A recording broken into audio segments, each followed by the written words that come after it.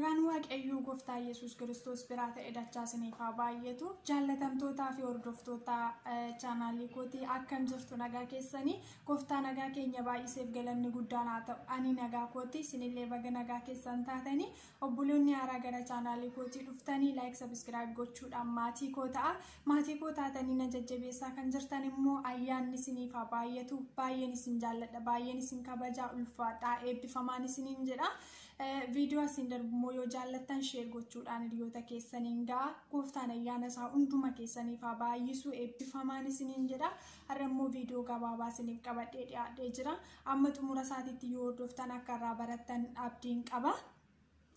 Hiriyoota keessaniinis share gochuudhaan ga'an isiniin jedhan jajjabeessaa Gooftaan isin haa eebbisu. Waaqayyo hunduma keenyaaf nagaa haa kennu. Biyya keenyaaf dhaloota maraaf addunyaa guutuudhaaf Waaqayyoon nagaa haa kennu. Nagaan Waaqayyoo dhaloota hundumaaf haa baay'atu. Sababni isaayyuu nuyi qofti nagaa ofii keenya qofaaf kadhanna yoo ta'e, nuyi qofti jireenya gaarii ofii keenya qofaaf hawwina yoo ta'e, nuyi qofti ol jennee deddeebinee nagaatti jiraachuu maatii keenya qofaaf, namoota beeknu qofaaf, nama qomoonsaa tokko taane, nama afaan keenya dubbatu qofaaf, nama biyya keenyaa qofaaf, nama ijaan beeknu qofaaf nagaa hawwina yoo ta'e, du'a isa tokkotti gammanna yoo ta'e, badii isa tokkotti gammanna yoo ta'e, karaa Waaqayyoo nutti hin gammadu.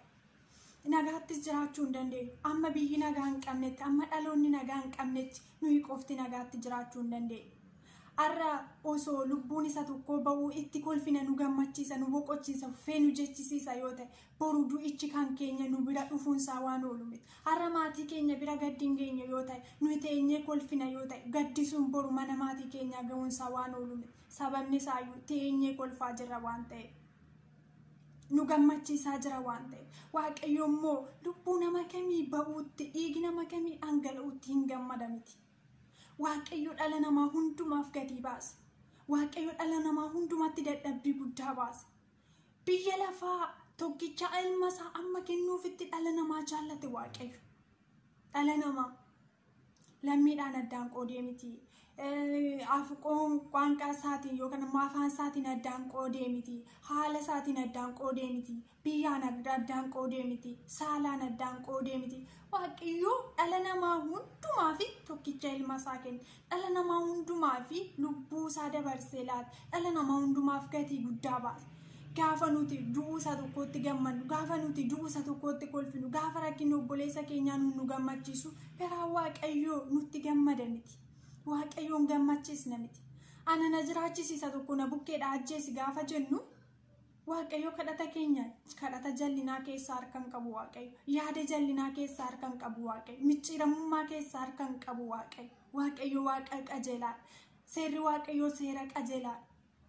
Abboommi Waaqayyo abboommi qajeelaadha. Yaadni Waaqayyo yaada qajeelaadha. Hojiin Waaqayyo hojii qajeelaadha.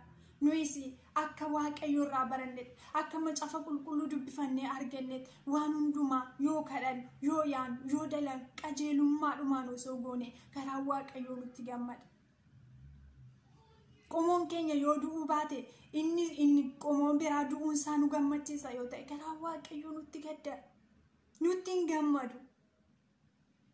Aarsaan nuti Waaqayyoof dhiyeessinu aarsaa foolii badaa ta'a. Insimatu Waaqayyo, ittiin tolu Waaqayyotti. Waaqayyoo micciiramummaa isa keessa laphee keenyaa jiru, hammina isa laphee keenya keessa jiru, isa daba isa keessa keenya jiru arga. Namallee afaan keenyaan gowwoomsinee soomnee irra darbuu dandeenya. Waaqayyo garuu gowwoomsuun hin danda'amu. Waaqayyoo Waaqa garaa ilaaluudha.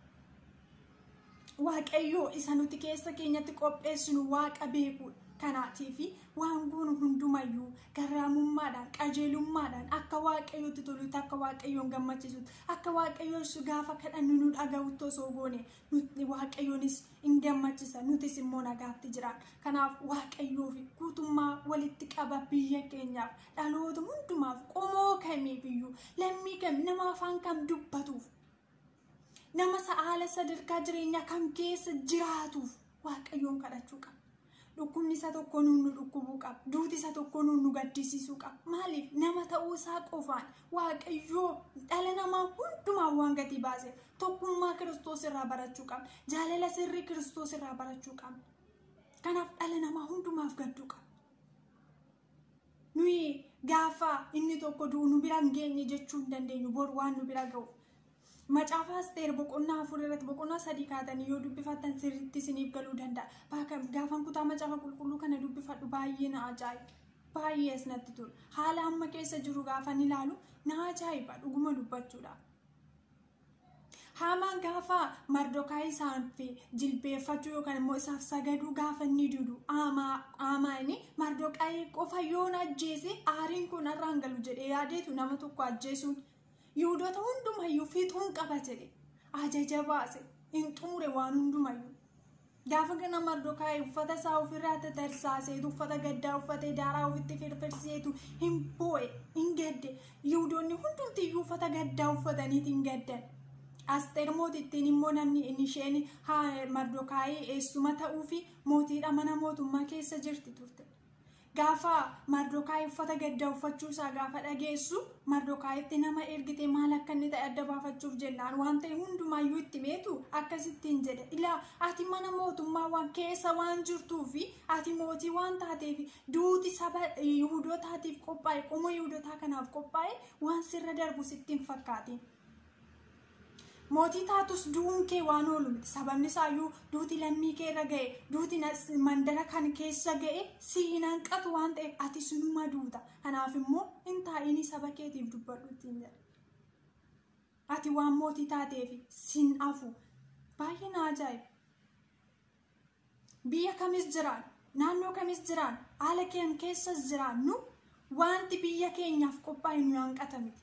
Wanti isa tokko gaddisiisaa jiru nu hanqata miti. Yoo maal taane malee, yoo qajeelummaadhaan gara Waaqayyootti dhiyaanne malee, yoo gaddi isa tokko nu gaddisiise malee, yoo rakkinni isa tokko nu ittis dhagahame malee. Ilaa ati yoo calli jetteeyyuu ittiin jedhe, ati yoo calli jetteeyyuu Waaqayyo saba kanaaf nama ni kaasa. Atii fi qomoon abbaa keetii garuu hin balleeffamtu, hin dhumtu ittiin jedhe.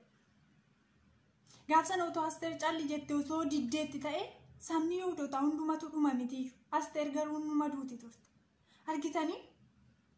Isheenis qajeelummaadhaan Mardokaayitti xalaa ergiteetu Yihuudoonni hundumtiyyuu sila kootiif guyyaa 3 halkan 3 osoo waan nyaatiin soomanii haaf kadhatanii waa'ee koo fuula Waaqayyootti haa dhiyaatan. Du'a yoo ta'u kaa unuman du'a gara mootiitti dhiyaadheettiin jedha.